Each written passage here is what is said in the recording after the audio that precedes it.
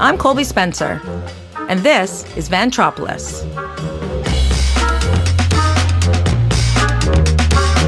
This is Vantropolis, a podcast about the happenings, the goings-on, and the general day-to-day life and antics of the underslept masses working in Vancouver's film industry.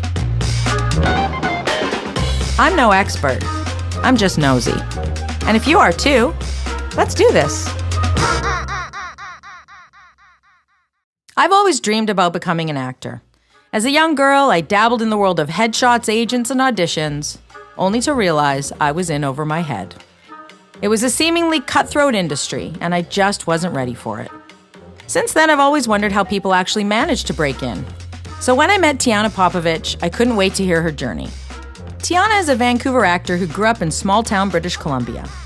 She got her start in theater, picked up and moved across the country to Toronto to expand her resume, and then returned to the West Coast to dig into film and television work in the province she grew up. Since then, she's appeared in a variety of both feature and short films, TV commercials, and even sketch comedy. We talk headshots, auditions, and how to break into the business. Spoiler alert, it's a lot of blood, sweat, and tears. And some strange auditions. I do have one small regret about this episode, and it's nothing to do with Tiana because we had a great time. Somewhere near the middle of this podcast, I say that Vancouver is sunny. I highly regret this, but I'm not usually so positive, so I left it in as proof. Now, without further ado, Tijana Popovic. Tiana, hi! Hi! Welcome to Vantropolis. Oh, well, thanks for having me. I'm super excited to have you here, actually. All the burning questions that I was going to stalk you at work together with, I can now do in a enclosed, windowless room. Perfect. It's the best type of interrogation.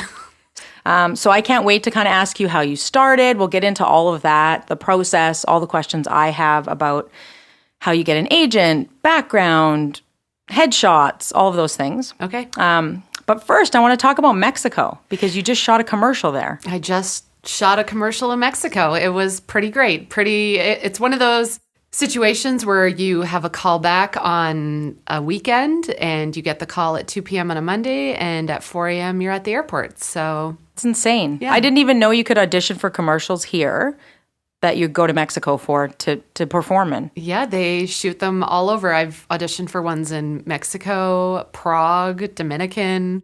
So you were saying it was for a vegetable. Can you declare what the vegetable is, like customs, or do you have to keep it quiet? I think I am allowed to declare it, but maybe not tell you what the commercial is actually about. But I just shot a commercial for avocados. Oh, good. We were hoping it was avocados. Yes. And as an aside, I did look up to see if the Mexican cartel is still in charge of avocados and running them. The jury's out. It seems like it might be more on the up and up now, so I think you're okay. Okay, that's good. I mean, these are very cheery commercials, so you never know. They might be hiding something dark. Well, you'll probably get paid. Hopefully. Guaranteed paycheck. So we kind of met working together last year. I was doing a project management contract entirely unrelated to this podcast and to what you do. But when I first met you, I kind of want to paint a picture for everyone at home because I had no idea that you had this dual life. You're kind of like a project coordinator in a big corp, which can remain unnamed. Yes. But when I met you, you really reminded me of Molly Shannon in the best possible way. And for those of you that don't know who Molly Shannon is, you need to go and look her up. She's amazing. She was on Saturday Night Live. But I know Tiana has some thoughts on that. And really, I just want to say the reason that I thought you looked like her is you have a really expressive face. So when I discovered that you acted, I was totally not surprised. Yeah, that Molly Shannon, I feel, has haunted me my entire adult life.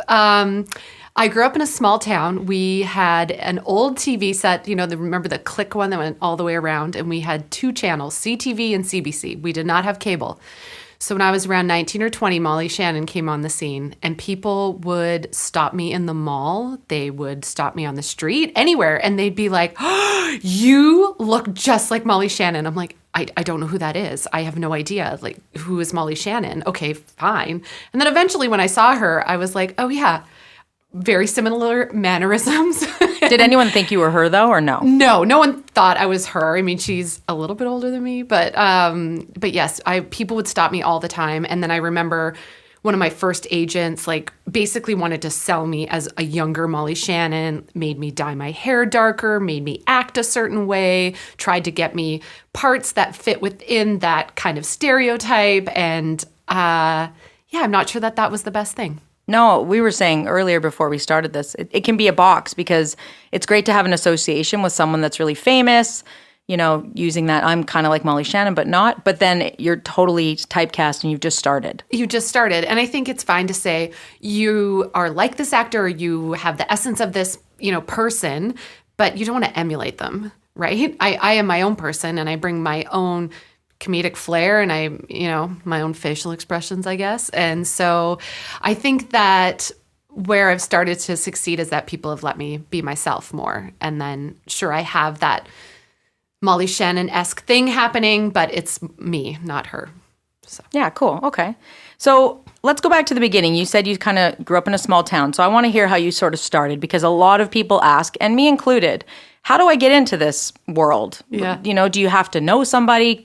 You had humble beginnings in small town British Columbia, which is what I love for this podcast. There's no... And with Tony, who was on previously, there's no special journey or specific way to get into it. And that's why I love hearing those stories. So tell us kind of the beginnings until kind of when you ended up landed in Vancouver. Yeah, and I think it's right. Everyone in film has a totally different journey. For me, I started doing theater in where I grew up in Prince George, and I loved theater. It filled my soul.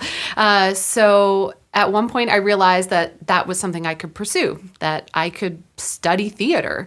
So I ended up applying to a few colleges that offered 2-year programs, and I ended up going to Mount Royal Conservatory, which is in Calgary.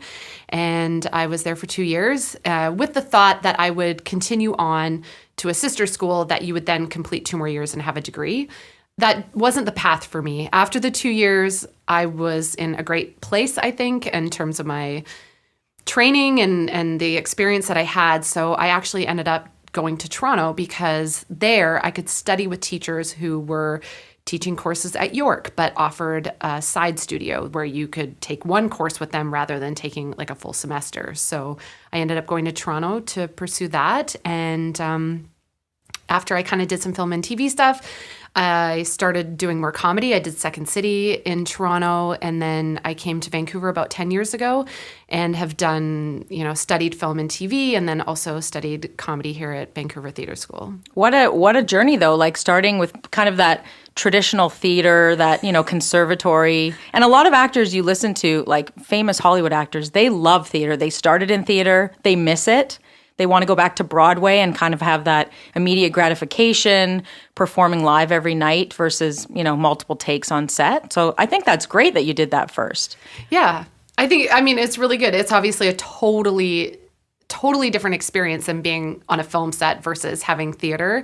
And then I haven't done a lot of theater recently, but I do a sketch comedy, and that's live, and you get that same kind of energy from the crowd and same instant gratification. So let's talk about Second City, because I took a tiny little bit of improv in Vancouver, but Second City and Upright Citizens Brigade are like the holy grail of improv. And for those of you that don't know what improvisation is, it's an unscripted type of acting or theater, and it sort of allows you to ad lib or think on your feet. It's all live. There's no practicing and rehearsing, which can be freeing and terrifying, as I can attest to personally. I've literally thrown up before I've done improv, and people were like, "Oh, that was so fun." And I was like, "No, I cried myself to sleep for the last 3 days, but I'm glad you had a chuckle." Like, it's terrifying, but it's like a drug. It's like a rush. Yeah, I'm not sure that I had the same rush from improv. I appreciate improv, and I think it gave me the tool to be very in the moment and in my acting. I don't think I'm a successful improviser. Right. So that's a tool that I set out to gain. I think I did a mediocre job, and then I left it because it's not the thing that I was going to excel at. Right. Yeah. And Second City, big names out of there in Toronto, like Mike Myers, John Candy, Martin Short, like very famous in Canada land. Yeah. And for launching many careers. 100%. Yeah. And even in Vancouver here, there's, quite a few improv troupes, and a lot of successful actors that you see come out of Vancouver also did improv. Yeah. Well, I think it's kind of cool that you did sort of both of those worlds. And again, it just shows there's not one way. You didn't go to a formal, modern acting school, let's say. You kind of just meandered through and I think all of them add up to a nice repertoire because it's true. It probably really helps in auditions to be able to have multiple takes, think on your feet, think of alt lines, not just say the same thing canned over and over again, right? Yes, that is true. And a lot of times they do ask for actors, especially for the comedic parts I go out for, they ask specifically for improv experience. So having been in an improv troupe and having done, classes for improv, that I think really gives me a leg up. And then obviously, if you go in for that casting director and you're able to have those alt lines and they throw an idea at you and they say, hey, just try this, and you're able to succeed with that, then I think that's positive. Yeah, totally. Mm-hmm. Okay. So when you came back to Vancouver, when was that? What year are we talking? Without dating ourselves too much. We're basically the same age. I think it was around 12 years ago I came. Okay, wow. So you came home, but not back to Prince George. You came to the big city. Came to the big city, which was close enough. Yeah, air quotes around that, everyone listening from Hong Kong, London, and Los Angeles. Yeah, still the big city. It's grown up a lot in the past couple of years. It has. Yeah. Someone actually told me once that Vancouver is the pretty girl at the party. So, it's beautiful. Like, look at the mountains. Yeah. Look at the beautiful ocean. It's so sunny. And then everyone's like, I can't get a job. Rents triple. But it's like, it's so pretty. Yeah. So I always It makes a great backdrop for film and TV. Yes. Yeah. Yes, it does. Way to bring that back. Nice job.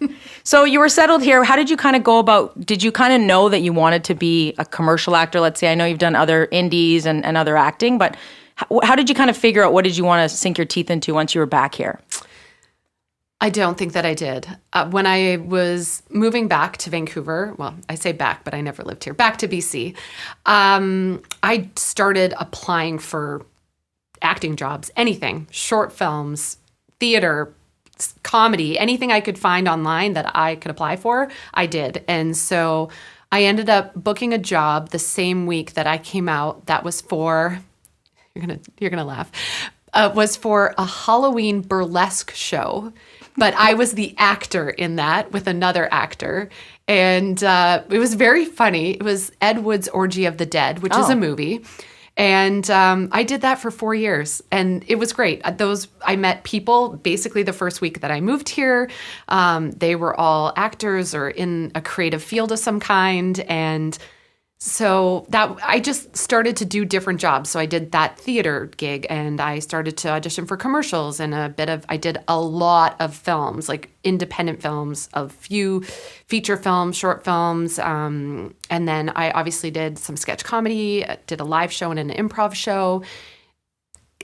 Anything I could do, I would try and get out there and be seen and meet people and, I don't know, exercise, any acting training I kind of had. So you didn't have a reel, just to bring that back to when people start, they don't necessarily have any experience. Like if I wanted to go do it tomorrow, I have nothing.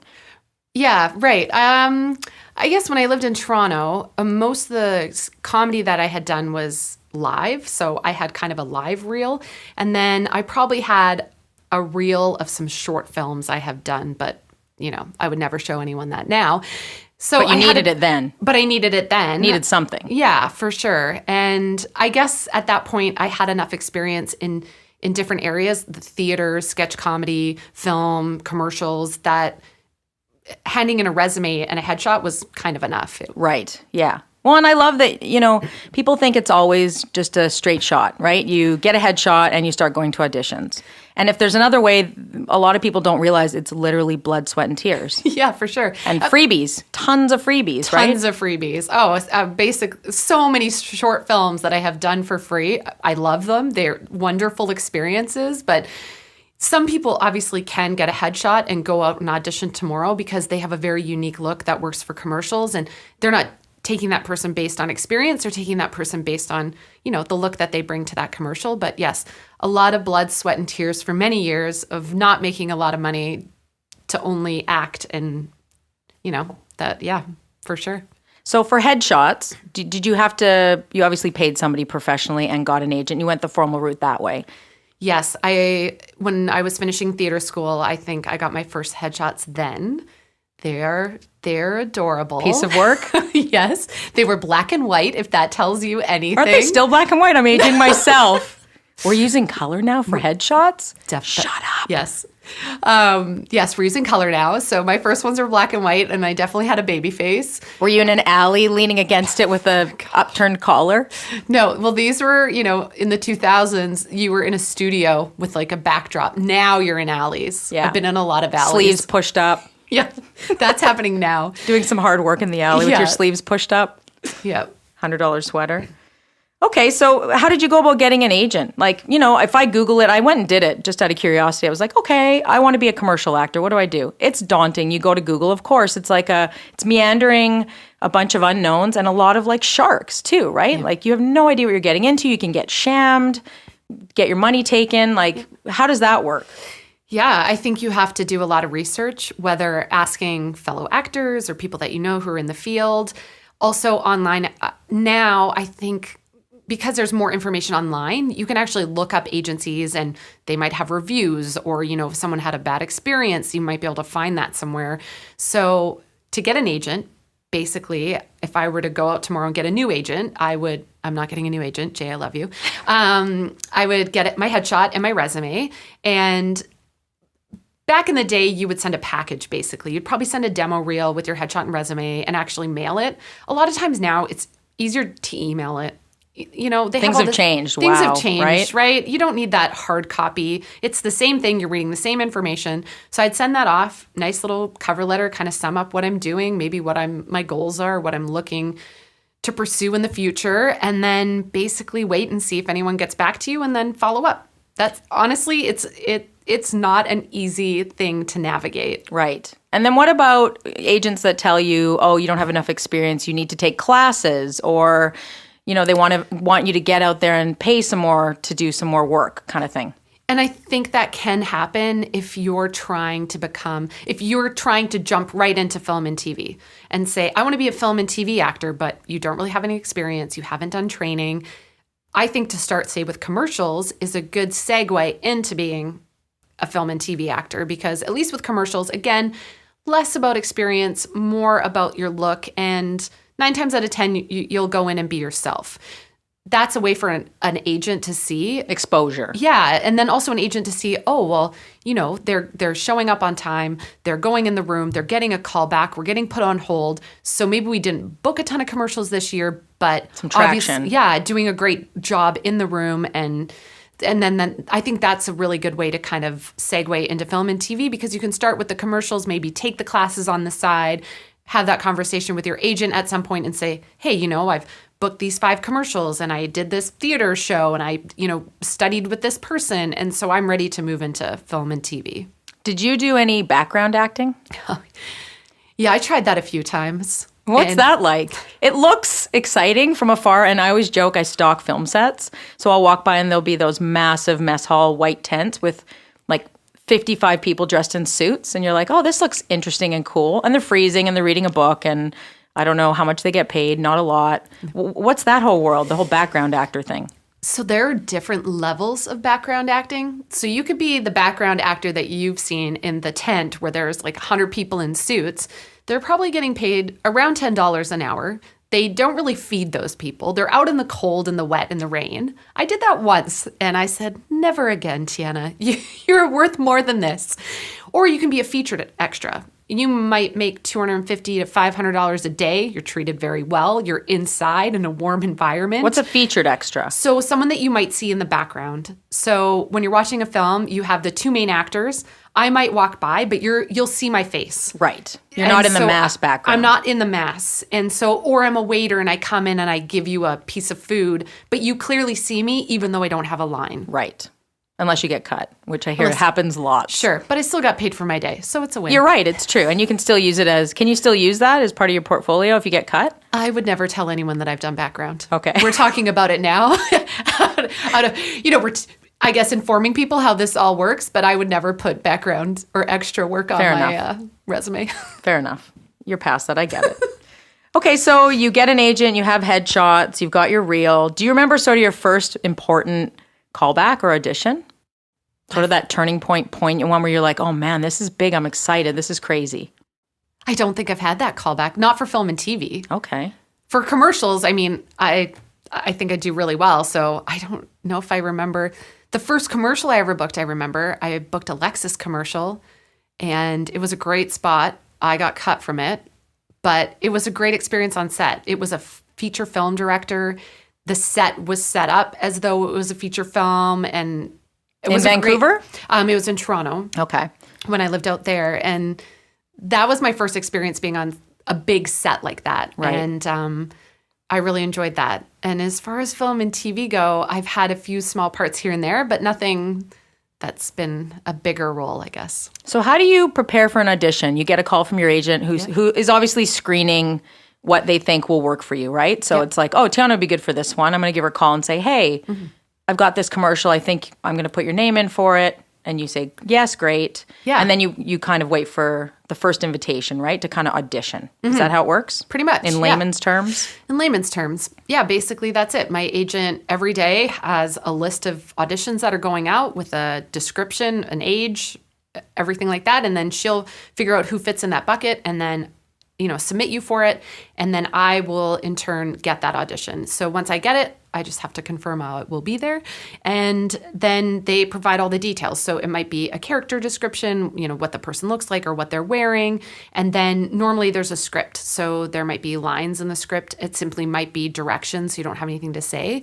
And then, show up on the day, basically prepared but ready to do anything that the casting director needs, because a lot of times they can change last minute, or they've tried something earlier in the day and it didn't really work, so they need you to do something else. And you probably learned that the hard way a little bit, right? Yeah. Because I'm sure the newbies come in and they're very prepared with their 4 words, and then they're like, no, we're not doing that anymore. What we're going to get you to do, and you're like, what the hell? Yes, it's so true. And you see people like that. So I'm prepared, but I'm not overly prepared. I'm ready to just go in there and do whatever. And I'm sure like all kinds of crazy stuff happens in there. Oh, yeah. We've talked a little bit about all my crazy stories, but I once auditioned for a commercial, and sometimes, I love casting directors. They work really hard, but they have so many people that are coming in for spots that sometimes they're behind. So if you're at the end of the day, you might have to wait a little bit. So one time I waited 2 hours over my call time, and I was sitting there and got called in, and they said, okay, can you smile? Which sometimes you have to do because they want to take a picture, and then you'll say your name, and then they'll tell you what to do. So I smiled, and they're like, okay, thank you. And I was like, what? Sorry, what? What? And then that was it. That's all they wanted. I guess it was for a toothpaste commercial or something. They just wanted to see your teeth. They didn't care about anything else. You couldn't have sent a headshot smiling to save everyone time, toothpaste company. Oh, I'm sure my agent sent one that was smiling because they probably said they have to have straight teeth or white teeth or yes. So and it's I've worked in advertising years back, and not been in casting calls, but been part of casting, and the ridiculousness of what clients want, what directors say they want and don't want, what the creative team wants is a cluster F. It's so unfair to some of these poor people because some of them are amazing, and they don't book it because of something stupid like. Sorry, clients, but the client doesn't like the way his haircut is. Mm-hmm. But he's an amazing actor. He's so funny and interesting, and you're going to get all of those. You're going to nail all of those laughs. And he didn't get the role. Yeah. And then some pretty boy comes in, and I've sat and we've tried to do 18 takes of somebody, and the client's like, oh, this is awful. And it's like, yeah, you think so? Yeah, because they went with a look, not with someone who was really good at their job. Yeah. And, I've had it before where a casting director said, hey, Tiana, you were on hold. You did a great job. It actually just went to someone who had blonder hair. And on hold is like you're a maybe. You're a maybe. So so we've gone to the audition, then you have a callback, which is probably some of the ad agency is there, the producer's there, the director's there, and they're going to work with you a bit. And then after that, if they like you, they'll put you on hold. But they might have 6 people on hold for your one role. Right. And at the end of the day, who knows? You could have upwards of 20 people making the decision on who they're casting because you have a director, you have a producer, you have the ad agency, you have the client, and about 20 or so people are approving you. So if one person is not on your team, you are no longer booking that role because everyone has to be in agreement really at the end of the day. So it really does take tenacity. And I know that's such a cliche, but I've heard so many actors, famous Hollywood actors that did 150 auditions and didn't get one role. I think even like Dax Shepard talks on The Armchair Expert how he was like almost destitute and then he got punked. Right. He didn't get punked. He got the show punked. But yeah, he was like, I didn't even know how I was going to eat and then I got punked. And it's crazy statistics. I forget what it is with a commercial audition. Obviously, I think film and TV is a bit different, but the numbers in commercials are crazy. It's like 400 people are submitted. Maybe 100 or so people are seen. Out of those people, maybe like 20 or 30 are called back. Out of those 20 or 30, one person is booking that. That's crazy. It's crazy. But that's a really big win when you get one, 100%. right? Like, you can get jaded, but it's still magic, right? When you're getting that role. And then I think you can get jaded. I totally get that. If you go out time and time again and you're not booking anything or you're not on hold, but then for me, you always have to come back to, well, why am I doing this? I'm doing it because I love it. So if I get 5 minutes in the room to act and have fun and I'm good. I'm happy. I'll walk away. And if I get a call back or I'm on hold or I book that commercial, those are icing on the cake. For the most part, I just go in there, I play for 5 minutes, and then I leave because you can't hold on to it. You're going out for so many auditions that it's not worth it. You need thick skin. That's the attitude that's going to get you in the long term. Otherwise, you're going to give up, and many people do give up. And you have to, I think for me, what I've realized is that what I have to sell is uniquely me. And if you want me to be in your commercial or in your film, you want me. What I have to sell or what I have to offer is uniquely me, and you'll say yes to that and be like, yes, we want that. Exactly. Yeah. Or you're going to say he's cute and then regret it on the day of the No, shoot. Never say that about me. But No. So when you get that call and you're going to the shoot, so Mexico is obviously the most recent one, which is crazy, but awesome. Yeah. What happens between you nail that audition, you get the role. What do you have to do? Like, obviously some are more complicated than others, right? This one that you just went to is a little bit more involved. A little bit more involved, but usually it's the same kind of formula. It's a very quick turnaround from you have the callback. Normally within a day or two, someone from production is reaching out to you. They're setting up a wardrobe, which is probably within a day or so. And then you will go to wardrobe. And basically what that is the wardrobe department will put you in a bunch of outfits that they'll photograph. The client will look through, they'll see them in person, and then they decide what you're wearing in the spot. Once that's finished, normally the shoot date is a day or so after that, and you get your call sheet, your call time when you're supposed to be to set. If there's a new script, they might send you that, they might not.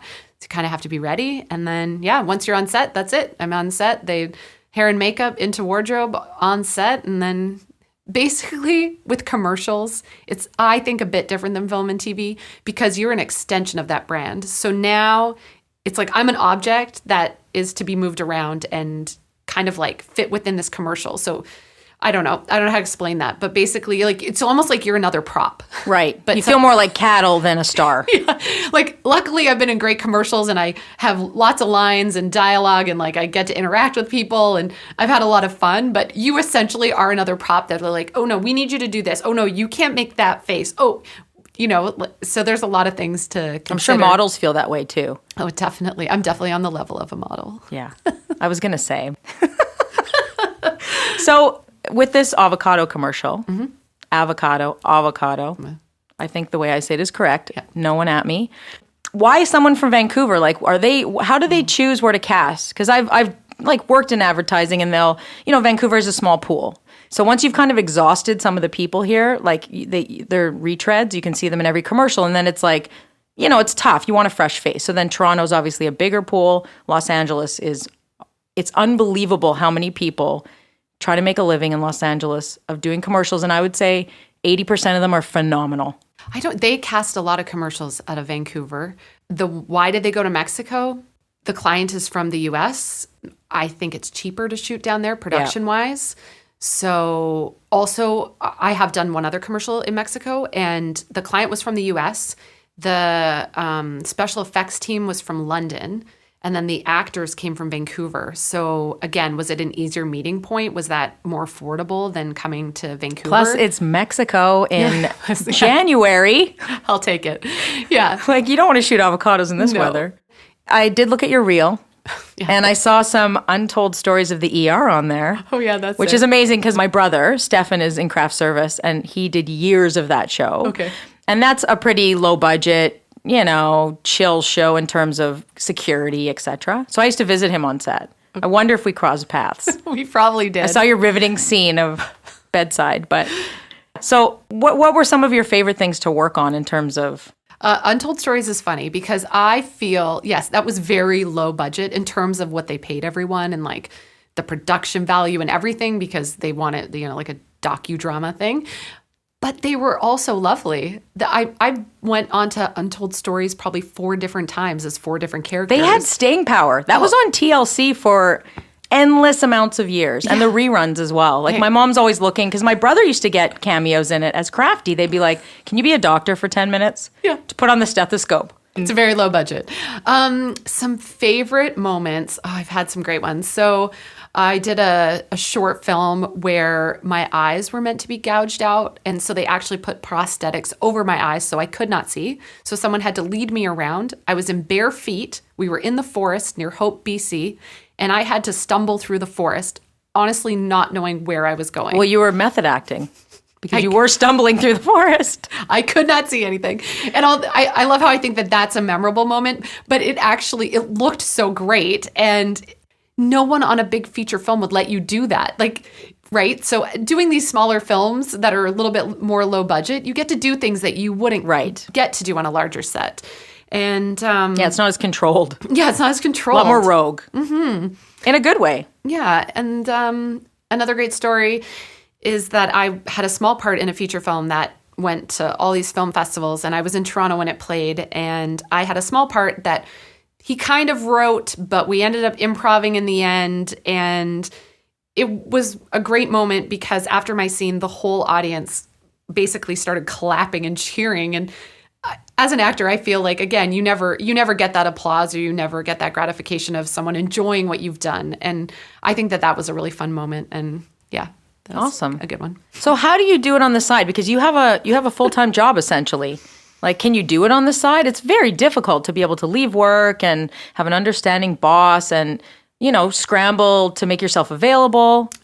Yeah, and I think it is difficult. I think you have to have a very understanding, obviously work situation. And when I applied for my job, I'm a contractor. I said, this is something that's important to me. I will continue to do it. It's not like I'm booking weeks every month or something like that. And I was lucky enough to just land in this position. And also because of that, I only audition for commercials now. So occasionally I will audition for a really good film and TV role if that comes up and if they want to see me. And that happens from time to time. For right now, I'm only doing the commercials because that's a little bit of an easier balance. And I still get to do a bit of acting on the side while still working. So... And how would you say the industry is here, like your perspective of Vancouver's industry? I mean, we all know it's booming and crazy, but I would love firsthand knowledge on the ground of how you feel about it. Oh, I think it's definitely booming and crazy. Like last year, normally you have kind of a down period around summertime and maybe a bit into the fall and even in early year.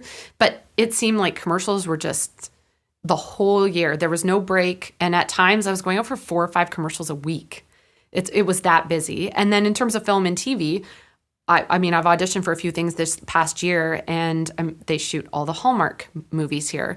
Netflix has a studio here. We obviously have huge feature films that are coming up here and TV shows that are shooting. And it is very busy, I think, which is a great thing for our community and a great thing for our actors and, awesome for everyone that works in a crew and can have a regular full-time gig if you're working on a TV show. So I think it's really exciting. Absolutely, it's exciting. Yeah. That's why I'm doing this podcast. It's very exciting to me. That should be my slogan. It's exciting to me. To me. I'm not even in it. So what do you have for advice for people kind of starting out? What is your advice for sort of people that want to start out and don't really know what they should do first? What's the best use of time? If you're starting out, I think you need to figure out what is your niche? What are you great at? Are you a comedian? Are you a dramatic actor? Do you sell someone who's quirky? Are you a serial killer? Like, it's almost like branding in a way. As a person, how do you brand yourself? How do you say, I sell this? And by being yourself, not obviously imitating anyone else, but what do you sell? And then that's such an easy way for your agent to say, hey, this person's like this, or they make a great whatever, or they did this indie film and they played this role, which is, a great role for them. And I have one friend who in person you would never think this, but he always plays the creep. He's always a super creepy dude, and he sells that on camera.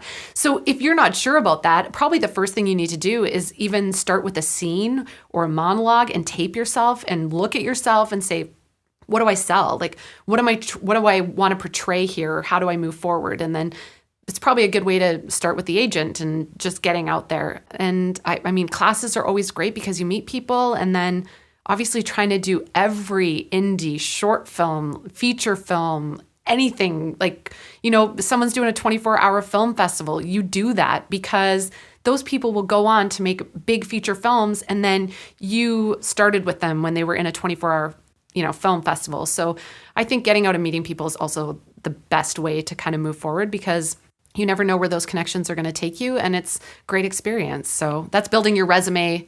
I understand you're not getting paid, but it's, you're building a resume that's invaluable.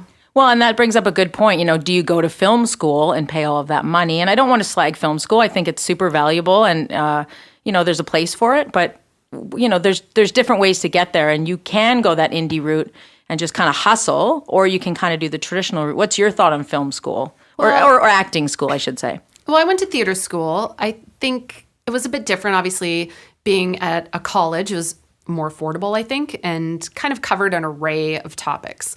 So, I mean, after that, though, I created my own schooling. It was like, who do I want to study with? What kind of work do I want to do? And then I sought out those people. So I feel like you can go to film school, but if you kind of want to just get started, you can create your own education. Who do you want to study with, and what do you want to learn? And keep taking those classes and moving forward. And you're still meeting people who are doing what you do, and you're meeting a teacher who's probably in the industry and they're most likely working. And there's so many independent studios now that are working actors who are teaching other people. Well, yeah, and this is the city to be in, right? It's different if you grow up in like the prairies in the heartland of Canada. You probably have to get out of there. But around here, you're right. There's so much going on the fringe, right? Of everybody kind of doing these little offshoot indies and making their own stuff and contests.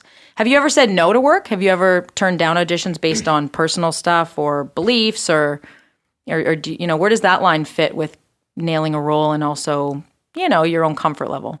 Well, being a comedic actor that everyone sees as, unique and quirky, I'm not normally asked to do things that I'm uncomfortable with. Right. No one's saying, take your top off. They're like, put on 5 sweaters. Right. And then take them off with a different face every time the sweater comes off. You're like, fine. Okay. I can do it with 14.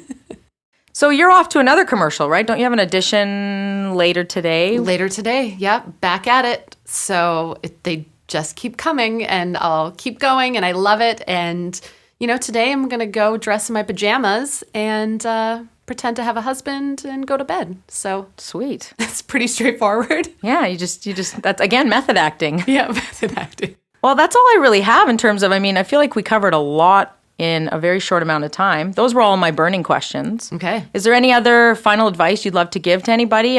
It's very valuable to hear this stuff, especially if you're a newbie in the world of film in Vancouver. A lot of people move here and are absolutely lost and don't know how to start. So I think some of the stuff we've discussed is really helpful. Any last words of advice? Sure. Again, I think I kind of said this earlier, but you need to believe in yourself, because I think this is an industry where no one kind of does that for you. You have to always give that to yourself.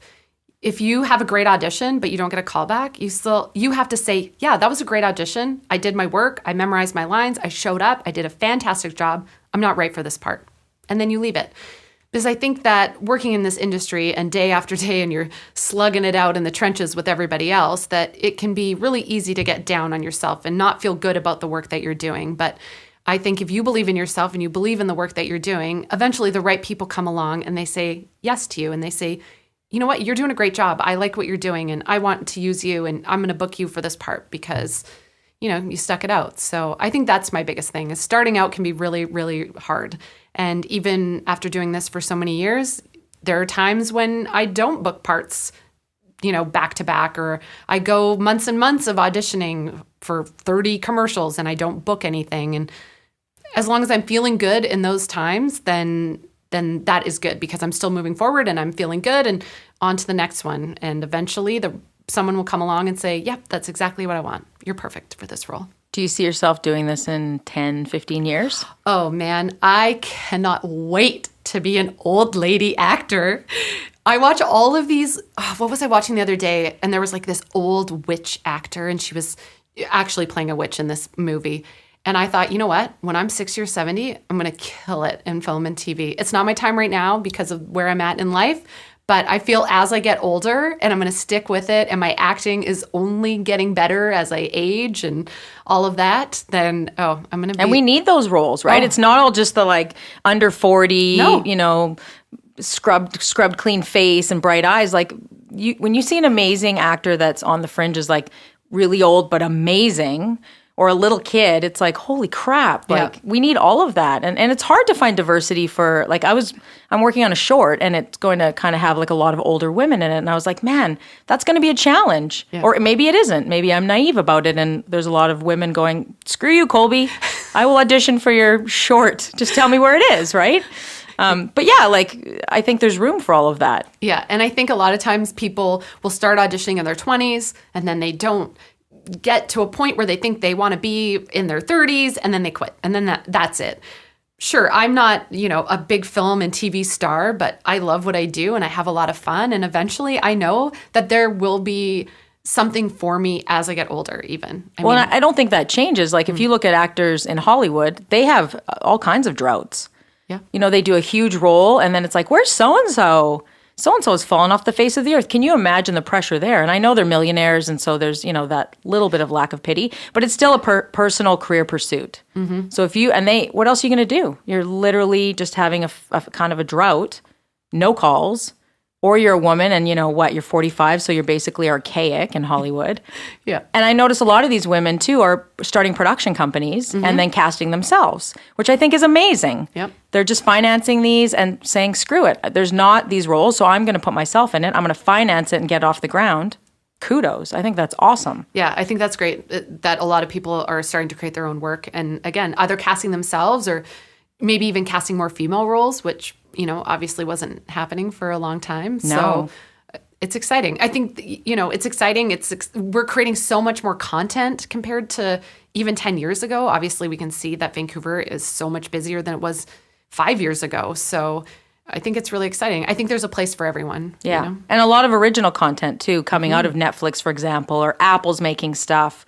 Facebook is making series and buying series to green light and go, which is amazing. It's not just the big, huge movie houses that we are all familiar with from, like, long ago, that had all the power. And I feel that those series are exciting. I don't know about you, but I have this obsession of looking up actors on IMDb when I see them in a show that I've never seen them, and I've never seen them before.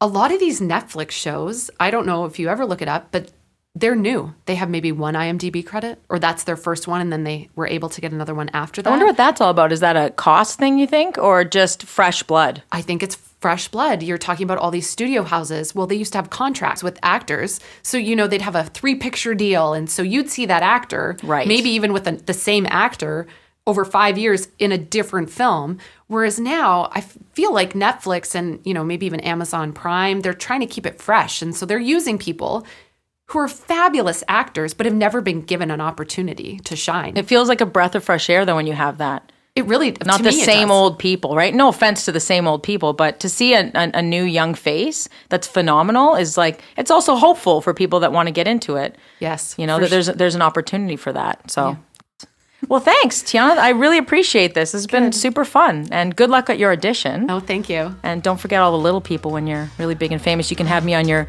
famous actor podcast. I will. Thank you. Okay, thank you.